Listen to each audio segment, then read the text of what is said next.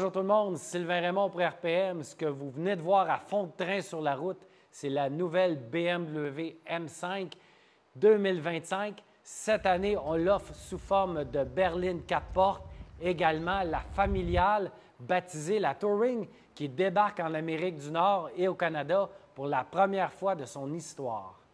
La M5 2025, c'est une voiture qui a été modernisée. Elle reflète ce que l'on retrouve aujourd'hui, c'est-à-dire une voiture plus imposante, bardée de technologie, également une motorisation hybride branchable. Ça apporte un surplus de poids, c'est normal.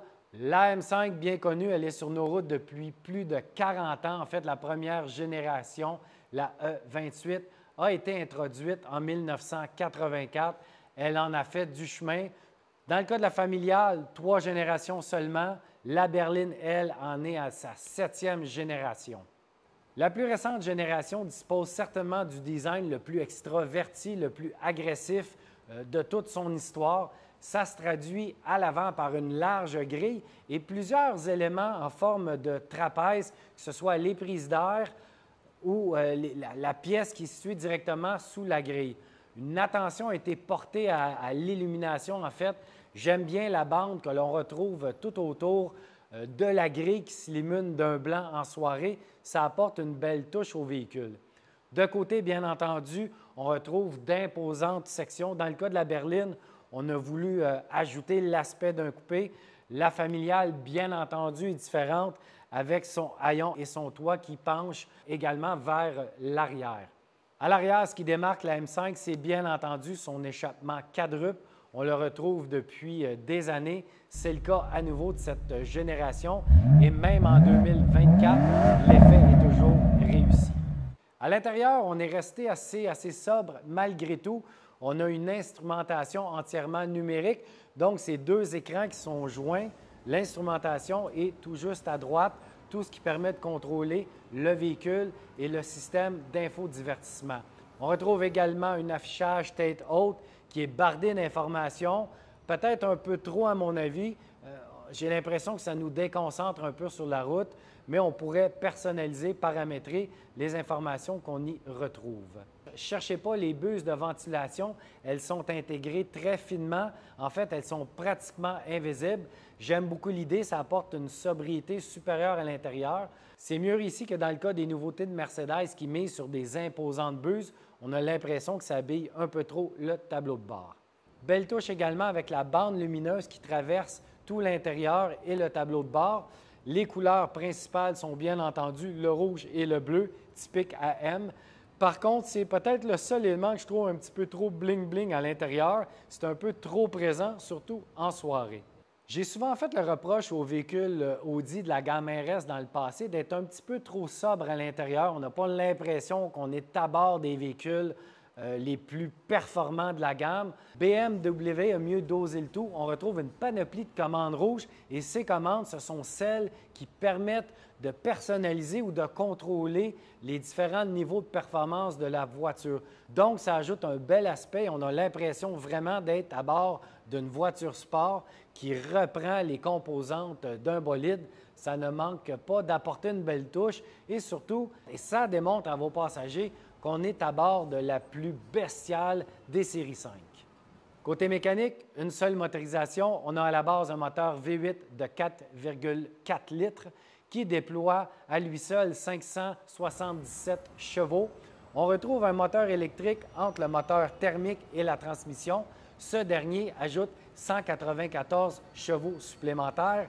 L'ensemble total déploie une puissance assez impressionnante de 717 chevaux.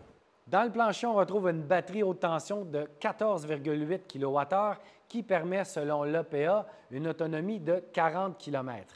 C'est peu, mais il sera quand même possible de faire un peu mieux si on adopte une conduite plus posée, mais je dois avouer que dans le cas d'une M5, ce n'est pas facile à faire. Quelques impressions de conduite, bien entendu, sur la route, c'est une bête. Dès qu'on enfonce l'accélérateur, le moteur génère un couple assez impressionnant et même à haute vitesse, la voiture ne manque jamais d'haleine. C'est surtout apporté par sa motorisation hybride et son moteur électrique qui déploie son couple maximal entre. La sonorité est riche, elle est présente, mais par contre, sur la route, j'ai détecté un peu de son qui me semblait artificiel. C'est toujours plus présent lorsqu'on relâche l'accélérateur et qu'on entend le moteur un peu pétardé, si on veut. Ça m'a été confirmé. Il y a une certaine sonorité artificielle qui est apportée par les haut-parleurs. Donc, c'est un subterfuge qui augmente l'expérience. Mais j'ai l'impression que dans le cas d'une M5, ça n'aurait pas été nécessaire de le faire. Parlons poids, c'est un véhicule qui, bien entendu, a pris du galon. Elle est plus imposante, elle est bourrée de technologie, c'est ce que les gens recherchent aujourd'hui. Par contre, tout ça avec sa motorisation apporte un poids supérieur.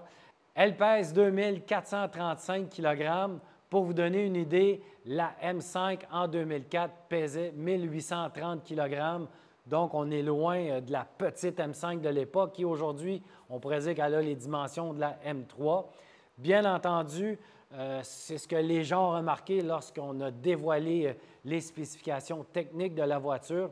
Je dois avouer que les ingénieurs, en fait, ont fait beaucoup de travail pour tenter de maîtriser le tout. La rigidité structurelle a été améliorée, les suspensions également. On mentionne aussi que les roues arrière sont directionnelles, ce qui permet d'augmenter l'agilité de la voiture à plus grande vitesse. Je dois avouer qu'initialement, le poids supérieur est très peu perceptible en conduite normale. C'est vraiment lorsque l'on pousse la voiture dans ses retranchements. Exemple, si on roule sur l'autobahn à haute vitesse et que l'on freine, on va sentir le poids. Également, dans les virages serrés, il faut vraiment la pousser pour percevoir que c'est une voiture qui est plus grosse et plus lourde. Mais dans une conduite normale et surtout au Canada, qui va s'en apercevoir? Très peu de gens. Finalement, j'ai eu la chance de pousser la voiture sur l'autobahn et c'est vraiment là qu'elle est à l'aise. Ce n'est pas en ville, ce n'est pas sur un circuit de course. C'est lorsque l'on parcourt des longues distances à haute vitesse que la voiture révèle tous ses atouts. Malheureusement, on ne peut pas le faire au Canada. On aura l'impression qu'on va s'acheter la voiture que pour l'image parce qu'on ne peut pas exploiter toute sa puissance, également toute l'ADN. C'est malheureux. En fait, si jamais vous achetez cette voiture-là, n'allez pas l'essayer sur l'autobahn parce que vous allez revenir au Canada et certainement être malheureux de voir ce que vous ne pouvez pas faire avec la voiture. Mais c'est le résultat, en fait, c'est le cas de plusieurs bolides et même des VUS dédiés aux hors-route. Peu de gens vont exploiter toutes les capacités de ces véhicules-là. Le prix, 135 000 de base au Canada, 3 000 de plus pour la version Touring ici. Ça peut sembler beaucoup si on compare avec le passé, mais honnêtement, pour ce que la voiture offre, les technologies, et surtout si on la compare avec d'autres sportives de chez Porsche, par exemple, elle représente tout de même une bonne affaire pour son prix.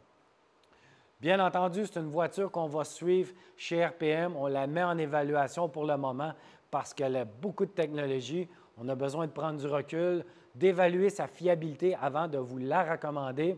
On va la suivre, la mettre à l'essai. Suivez RPM, le site web, les réseaux sociaux, notre chaîne YouTube.